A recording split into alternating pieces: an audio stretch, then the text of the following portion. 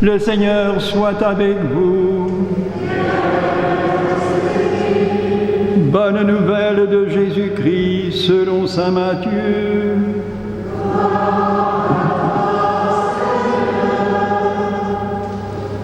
En ce temps-là, Jésus fut conduit au désert par l'Esprit pour être tenté par le diable. Après avoir jeûné 40 jours et 40 nuits, il eut faim. Le tentateur s'approcha et lui dit : « Si tu es fils de Dieu, ordonne que ces pierres deviennent des pains. » Mais Jésus répondit : « Il est écrit, l'homme ne vit pas seulement de pain, mais de toute parole qui sort de la bouche de Dieu. » Alors le diable l'emmène à la ville sainte, le place au sommet du temple et lui dit : « Si tu es fils de Dieu, jette-toi en bas, car il est écrit, il donnera pour toi des ordres à ses anges, et ils te porteront sur leurs mains, de peur que ton pied ne heurte une pierre. » Jésus lui déclara : « Il est encore écrit, tu ne mettras pas à l'épreuve le Seigneur ton Dieu. » Le diable l'emmène encore sur une très haute montagne et lui montre tous les royaumes du monde et leur gloire. Il lui dit : « Tout cela, je te le donnerai si, tombant à mes pieds, tu te prosternes devant moi. »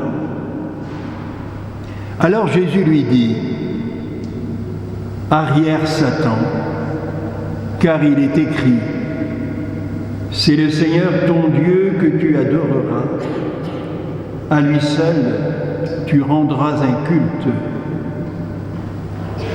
Alors le diable le quitte, et voici que des anges s'approchèrent et ils le servaient. Acclamons la parole de Dieu.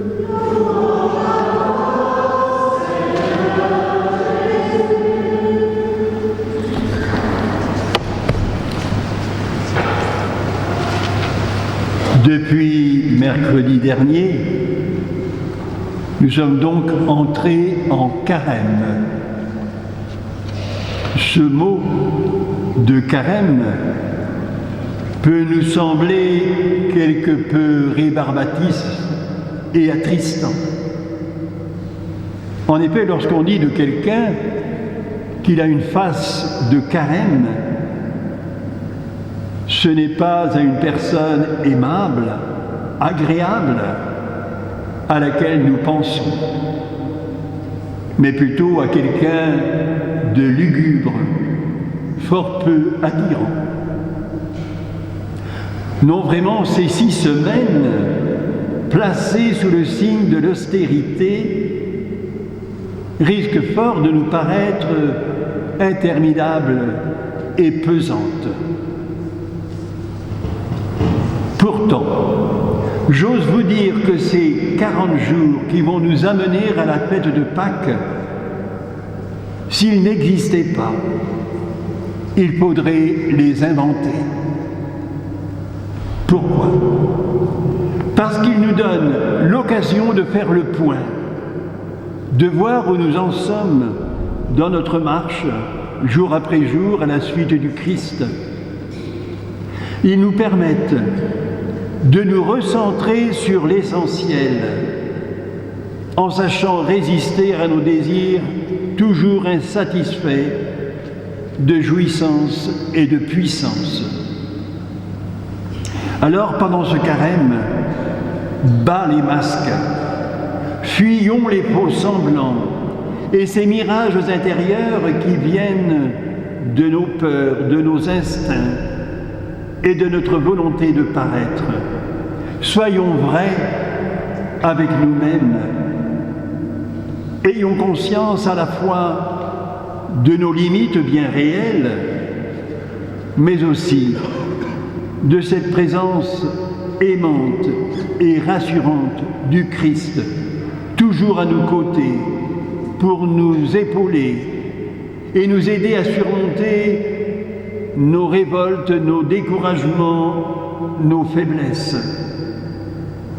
Profitons de ce temps pour nous donner des espaces de silence, afin de mieux percevoir le murmure de Dieu, qui nous invite à changer l'intérieur de notre cœur et à savoir porter notre regard sur l'essentiel de la vie.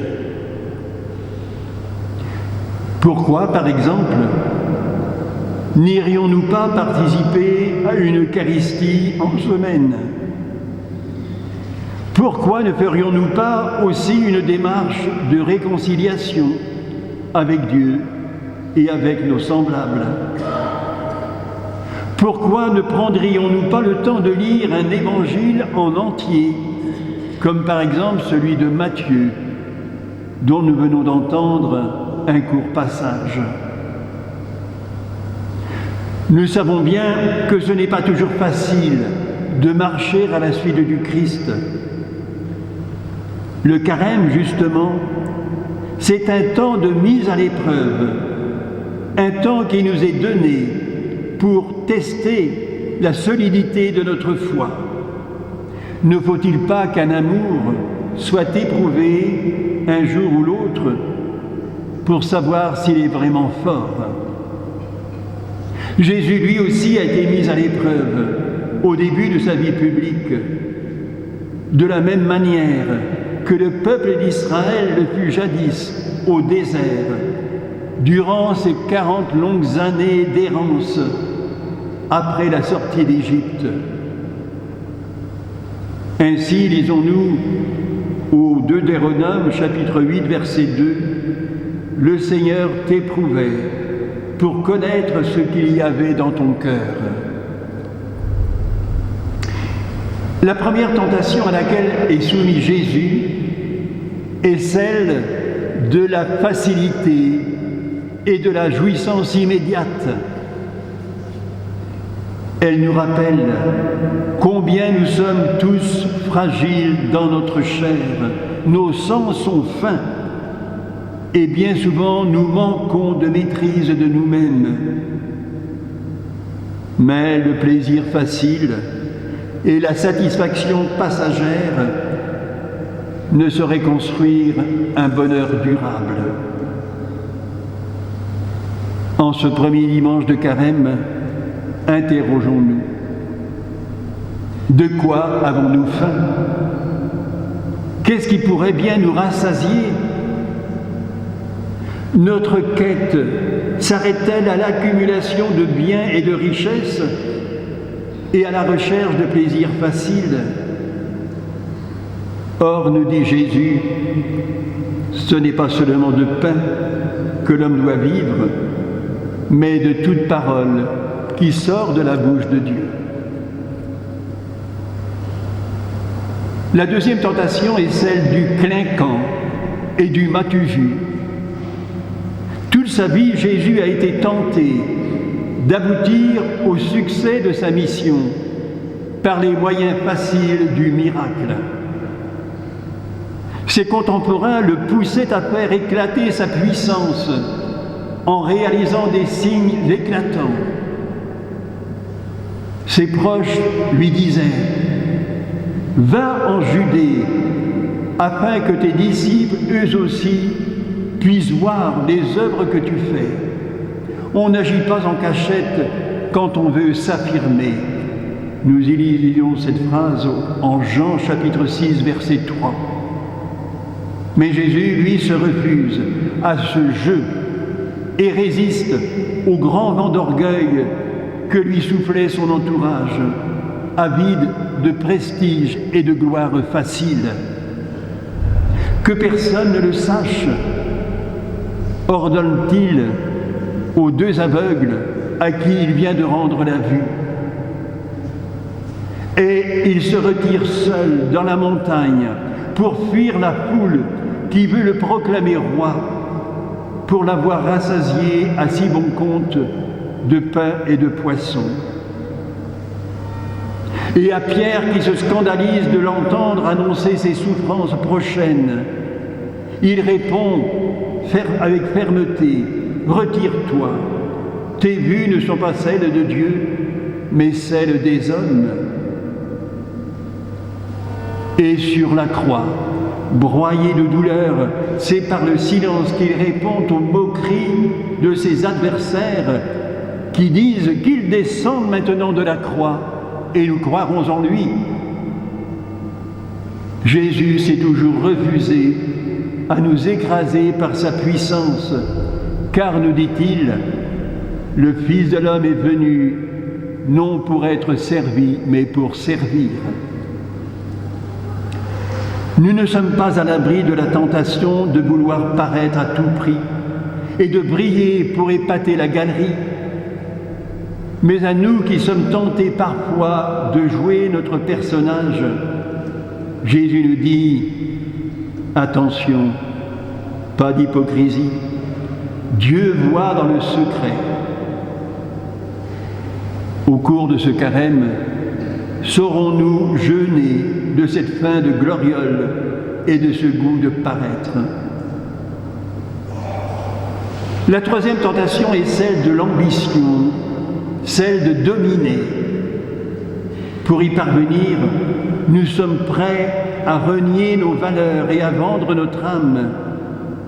La première lecture de ce jour nous en donne un bel exemple. Adam et Ève ont succombé à ce que le tentateur leur faisait miroiter. Vous serez comme des dieux. Même tentation encore chez le peuple d'Israël, perdu dans le désert au pied du Sinaï, en l'absence de Moïse. Il fut tenté d'abandonner l'alliance et d'oublier Dieu qui l'avait arraché à l'esclavage. Il s'est donné à des idoles faites de mains humaines. Il a adoré le veau d'or, croyant ainsi mettre la main sur Dieu et s'assurer à bon compte la victoire et la gloire. Nous aussi, bien souvent, sommes tentés par ce désir de dominer. Et pour y parvenir, nous sommes prêts à diviniser nos idoles que sont l'argent, le confort, le prestige ou encore une sensualité mal maîtrisée. Ces idoles risquent de prendre très vite en nous la place de Dieu. Osons les émonder, comme on émonde la vigne en coupant les gourmands qui gaspillent une sève précieuse. C'est alors que la vigne pleure, mais c'est à ce prix qu'elle portera de belles grappes de raisin. Ce carême nous est donné pour nous libérer de tous ces beaux dieux, afin que le Christ puisse nous habiter pleinement, de la tête aux pieds, et nous faire porter du fruit en abondance. Alors, sachons en profiter. Bon carême à tous et à toutes. Amen.